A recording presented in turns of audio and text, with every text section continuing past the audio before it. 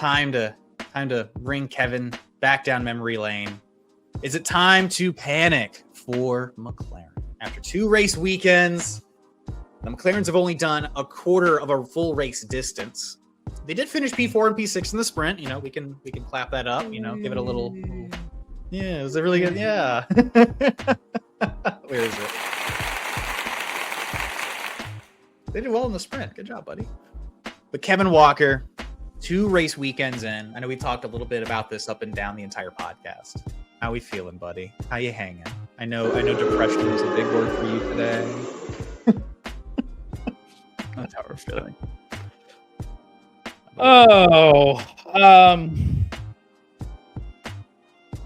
So the question for this segment is it time to panic for McLaren? And I would love to be the optimistic one and say, oh, we've got tons of time left and blah, blah, blah, blah, blah. Like I just said with the F1 regulations, you know, don't jump to conclusions. Yeah, it's time to freaking panic, guys. It's time to freaking panic, okay? Because the whole damn field of the top is running away from you. You're in the fights with the middle field right now. You have 18 points. Haas is behind you with 17. What are you freaking doing, bro? Oscar has not looked strong to start this year at all. Lando has looked better than Oscar has this year, and that is objective coming from me. I think even Tristan might agree with me on that.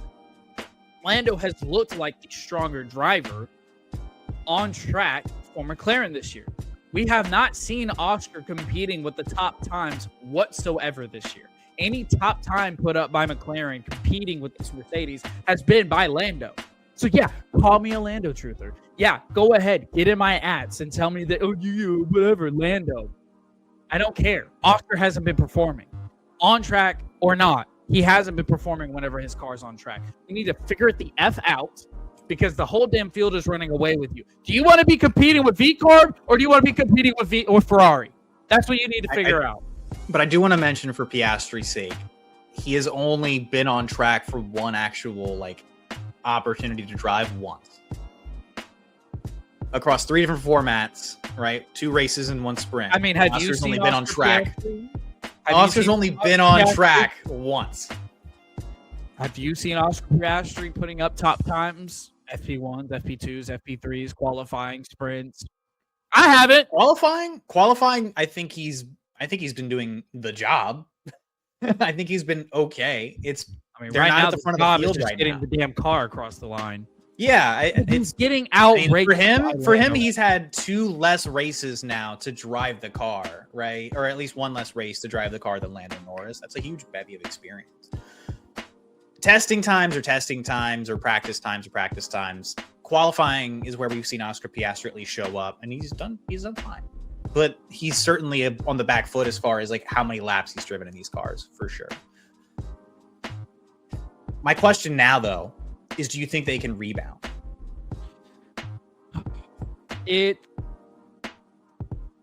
McLaren has done a really good job at upgrades in the past. Back in 2024, we kind of came out of nowhere to win that constructor's title. So you can't say never, but if you're going to figure it out, you need to figure it out quickly. And I know that F1's going to naturally, they're going to have some time off in April now with these canceled races. And I think McLaren need to be working double, triple overtime to try to get this car figured out. And I mean that with all sincerity. These are 2 really good drivers, and this is not a direction that we thought McLaren was going to take. I didn't necessarily expect Lando to repeat as a driver's championship. I thought Oscar maybe would have that chance, and I did think that McLaren was going to win the team. The constructors. The team constructors this year. But, I mean, it's been a poor showing. It hasn't looked good at all. And even when we're competing against Mercedes, I understand that they've got the fastest car, and I understand they're top dog, but it just looks off. It just looks off. It looks like the mojo that they had, they didn't enter 2026 with it, and they need to figure it out. I think it is time to panic, because if you are, what are you going to tell all these sponsors? What are you going to tell the agents of Oscar and Lando. You only get to keep 2 number 1 drivers if you have a number 1 car in contention. You don't get to keep 2 number 1 drivers if you're a 5th place car. That's just how things work. If McLaren can't figure it out, Oscar's going to leave. If McLaren can't figure it out, Lando might even leave. Like, that is reality. So you can't afford to have the time to figure this out. Like, you need to get it done. You need to figure this out. Whatever the issues are, you need to get them ironed out. And I'm not going to pretend to be like an expert and know like, oh, they need to do this, that, and the other different. I just know that they need to hire and have the right people to get those things done. And I feel confident that they can because, like I said, they've done it in the past. They've done a turnaround before. They just need to do it again. I mean, I'm optimistic. I think they can rebound.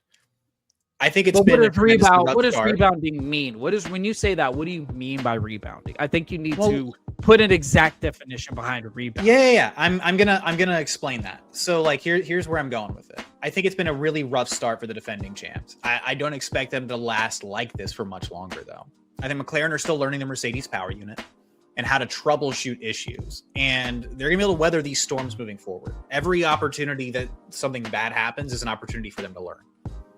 They aren't alone in these issues, with nearly every team having some level of an issue, gathering information and understanding the power units they have now.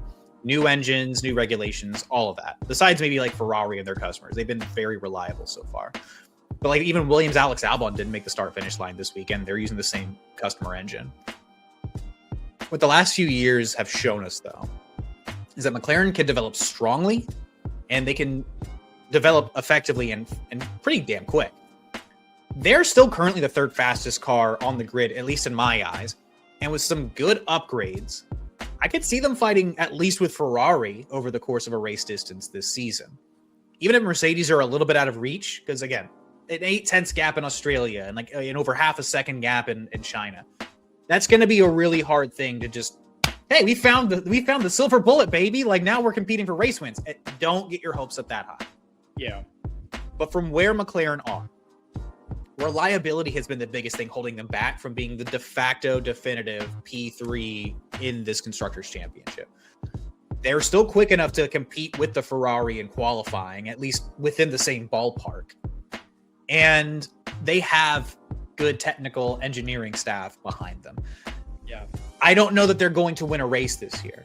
I cannot guarantee that for you. I thought that they would be a little bit stronger. Admittedly, I thought Oscar Piastri was probably going to be P3. I thought that Oscar Piastri, I said in my preseason predictions, was going to end up as the lead McLaren. There's still a lot of races to go. We have 20 out of, now we have 2 canceled, but we have 20 races left this season, assuming nothing else gets canceled. I don't see why Oscar Piastri can't, with more experience, under racing conditions on a proper race weekend, as long as the car can make the damn straight, can actually start the race and maybe even finish it. Maybe, just maybe. I can see Oscar Piastri bringing that fight back to Lando Norris. All I'm saying is it's not all doom and gloom. It's a rough start. Don't get it twisted. This is not where McLaren certainly wanted to be either. But I don't expect them to hover around the midfield. I expect them to be, again, fighting with Ferrari by the end of the year with their track record of development. So we'll see. Kevin, it's going to be okay. It's going to be okay.